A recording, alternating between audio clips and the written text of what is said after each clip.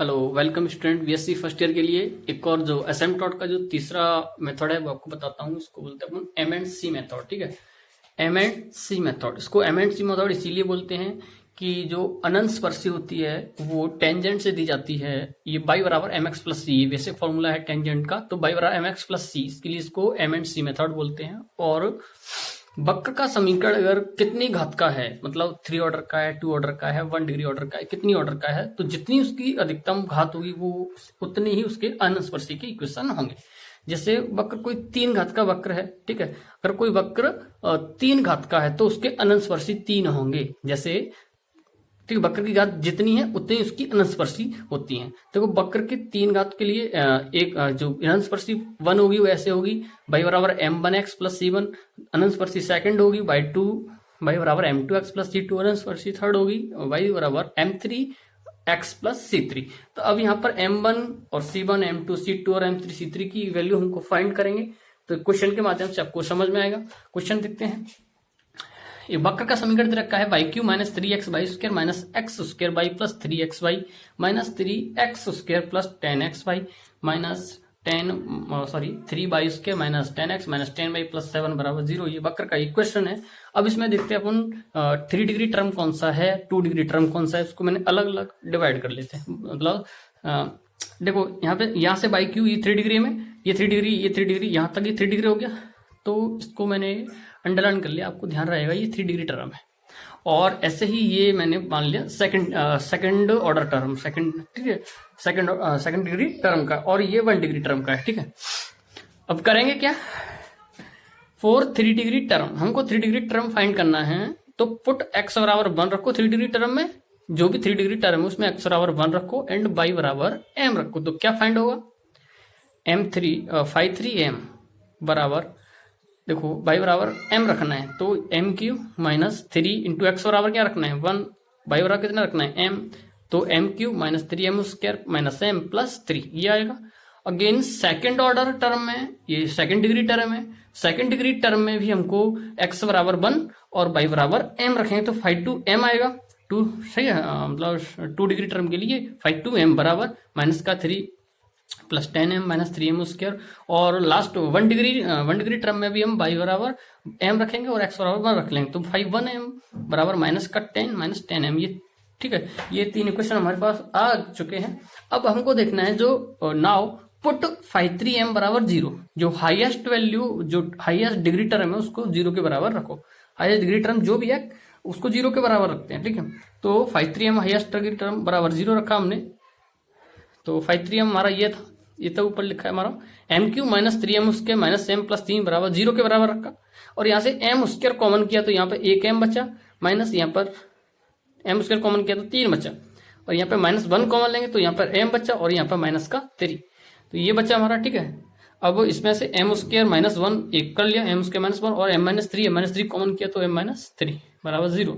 अब m square minus 1 बराबर 0 किया और m स्क्वायर बराबर 1 हो जाएगा, इधर m बराबर प्लस माइनस 1 प्राप्त होगा, और m माइनस 3 बराबर 0 करेंगे तो m बराबर 3 प्राप्त होगा। यानी m की वैल्यू हमको यहाँ 3 प्राप्त होंगे, m बराबर 1, m बराबर माइनस 1 और m बराबर 3, यानी कि m के 3 अलग अलग मान हमको यहाँ पे प्राप्त हो चुके हैं। तो इस इक्वेशन में जो यहाँ पर दे रखा है, यहाँ पर m1 m2 m3, यहाँ इस तरीके में हमको m के मान तो क्लियर प्राप्त हो चुके हैं। अब हमको c1 c2 c3 फाइंड करना है। ठीक है, तो c1 c2 c3 के फाइंड करने के लिए एक अलग फॉर्मूला आपको ध्यान देना पड़ेगा थोड़ा सा, और इसको नोट कर लीजिए कि C का जो फॉर्मूला इस तरीके से फाइंड करना है। यानी कि नाउ वी फाइंड C बराबर माइनस 5m अपॉन 5-3m। मतलब जो हाई, आपको ध्यान कैसे रखना है, जो हाईएस्ट डिग्री टर्म है उसका एक बार अवकलन करना है। ठीक है, और ऊपर उससे एक कम का व्यंजक लेना है। जैसे 5 हाईएस्ट कितना है, 3 डिग्री टर्म का है, तो उससे कम 5 का ऊपर व्यंजक लिया जाएगा। ठीक है, याद रखना। तो C बराबर माइनस 5m अपॉन 5-3m लेना है। ठीक है, तो ये जो दोनों वैल्यू ऊपर अपने पास हैं, तो C फाइंड करेंगे। C बराबर माइनस, ये 5m का ऊपर लिखा है हमारा, अपन फाइंड कर चुके हैं 5m minus 3 plus 10m minus 3m square और 5-3, यानी कि 5-3 हम फाइंड कर चुके हैं, उसका डैश, यानी एक बार अवकलन करके निकाल लो। ठीक है, तो अवकलन कर लेंगे। जैसे अवकलन कर लिया मैंने, जैसे ये 5-3 है, ये 3m square minus 6m minus 1 आएगा। ठीक है, ये किस तरीके से मैं आपको बताऊं, देखो जरा ऊपर ध्यान दीजिए। हमने यहाँ पर 5-3m बराबर निकाला था m cube minus 3m square minus m plus 3। अब इसका अवकलन करो तो 3 आगे आएगा, 3m और इसमें से एक पावर कम हो जाएगी तो 3m स्क्वायर माइनस इसका 2 आगे आ जाएगा, 6m बचेगा माइनस m का अवकलन 1 हो जाएगा, 3 ये आ जाएगा। ठीक है, तो ये फाइंड कर लिया मैंने 5-3m कितना आ जाएगा 3m square minus 6m minus 1, और ये 5-2m और ये 5-3m ये दोनों के मान यहाँ पर, ये दो 5-2m और 5-3m ये दोनों के मान हमने यहाँ पुट करे तो ये c बराबर माइनस का ये बन गया। ठीक है, अब इसमें करना क्या है, हमको C1 की वैल्यू निकालनी है तो m का मान पहले 1 रखते हैं, 3 मान दे रखे ना, C1 की वैल्यू m का 1 मान रखेंगे तो C1 प्राप्त होगा, m का दूसरा मान रखेंगे तो C2 प्राप्त होगा, इसी तरीके से तीनों प्राप्त हो जाएंगे। तो C1 के लिए m का जो 1 फर्स्ट वैल्यू वो हमने यहाँ पर रखा, यानी कि इस टर्म में जो m है वहां पर 1 रखेंगे। c बराबर माइनस का 3 प्लस 10 इंटू एम की जगह पे 1 रखना है, माइनस 3 इंटू m का जो वैल्यू 1 रखना है, upon 3 into 1 minus 6 into 1 minus 1, और इसको सॉल्व किया तो C1 की वैल्यू है जी, कैलकुलेट करें दोस्तों, माइनस का 1 प्लस 1 हो जाएगा तो C1 की वैल्यू जो फर्स्ट आएगी। तो इस तरीके से हमने C1 प्राप्त कर लिया। ठीक है, अगर हमको C2 फाइंड करना है, ठीक है, तो C2 के लिए क्या करोगे, C2 के लिए वही 5-2m अपॉन 5-3m है, उसमें जो m की वैल्यू है, अब यहाँ पर C2 के लिए m की वैल्यू जो सेकंड है m बराबर -1, दो मान थे ना इसके m के। ठीक है, यहाँ पे देखो m के 2 मान है, m1 और -1। अब उसी इक्वेशन में m की जगह पर हमको -1 रखना है, तो -3 इंटू 10 इंटू एम की जगह पर -1, -3 इंटू एम की जगह पर -1 अपॉन 3 इंटू एम की जगह पर -1 इंटू -6 इंटू एम की जगह पर -1 इंटू -1, और इसको हमने सॉल्व किया तो माइनस का 3, ये माइनस का 10, ये प्लस 3, ये 3 से 3 कैंसिल, माइनस का 10 अपॉन ये बचता है तुम्हारा 8, यानी कि 8 बचता है, 10 अपॉन 8 कैंसिल करेंगे 2 से, ये 5 2 से कैंसिल करेंगे 4, यानी कि C2 की वैल्यू 5/4 आएगी। ठीक है फ्रेंड, ये ध्यान से देखना है आपको, ये 5-2m अपॉन 5-3m, ये C बराबर माइनस का 5-2m और 5-3m, इसमें आपको एक बार m1 रखना है, m1 का मान रखना है, एक बार 2 का रखना है, m3 का, यानी कि तीनों मान रखने हैं C1 C2 के।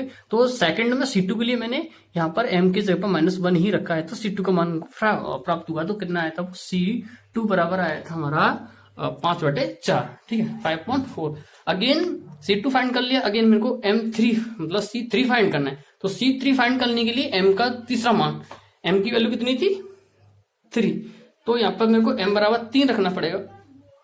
तो C3 के लिए मैंने उसी इक्वेशन में m बराबर, मैंने यहाँ पे देखो ये 3 रखा है m की जगह पे, कहाँ पे जहां m था वो मैंने 3 रखा, और C3 जो मैंने कैलकुलेट किया तो ये आया तुम्हारा 0। ठीक है, यहाँ पे 27 माइनस 27 0 कंडीशन बनती है, ये 0, यानी कि C3 की वैल्यू है वो 0। अब यहाँ पर हम प्राप्त कर चुके हैं C1 C2 C3 और M1 M2 M3, तीनों के मान प्राप्त कर चुके हैं, और तीनों के मान हम इसमें रखेंगे। ठीक है, y बराबर m1x प्लस C1 में रखेंगे। देखो y बराबर m1 कितना है, यहाँ पर m1 बराबर 1 था, तो नीचे रखें, देखो y बराबर m1 की जगह पर 1 इंटू एक्स प्लस C1 का कितना था 1, तो y बराबर x आ जाएगा, और x को उस साइड कर लेंगे तो y माइनस एक्स बराबर 0, इसका फर्स्ट एसिम्पटोट होगा। अगर सेकंड एसिम्पटोट निकलना है तो क्या होता है, इक्वेशन तुम्हारा होता है y बराबर m2x प्लस C2, इसमें m2 का मान कितना है -1 रखना है।